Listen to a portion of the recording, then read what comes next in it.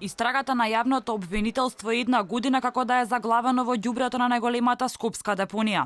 Истрага за тоа што се гори на Дрисла отворија во јануари лани, но и по една година нема одговор од скопското обвинителство каков резултат дала истрагата.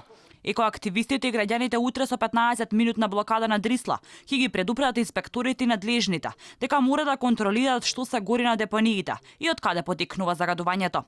Во екот на енормните загадувања, кога Скопје котираше највисоко на светските листи на загадан воздух, граѓани по социјалните мрежи споделуваа видеа од црн чад од Дрисла, но и од оџаци на фабрики. Удел со стопанисувањето на Дрисла има и градот Скопје, но градскиот татко Шелегов, како и многу пати досега, одговорноста за загадувањето ја префрли на друг. Надлежни биле од инспекторатот за животна средина. Јас упорно го повикувам државниот инспекторат за заштита на животната средина како надлежен орган да ги засилува инспекцијските надзори над инсталациите за кои што е одговорена, кои што се наоѓаат на територија на град Скопје. Дрисла, Железара, Усје треба да бидат перманентно на 24 часовен надзор. Да е тоа ингеренција на град Скопје, тоа така ќе биде.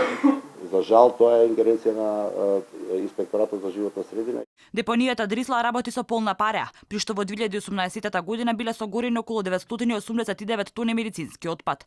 Бројките на согорениот медицински отпад во Дрисла во ниту една година не се совпаѓаат со пријавените количини на медицински отпад од страна на здравствените институции.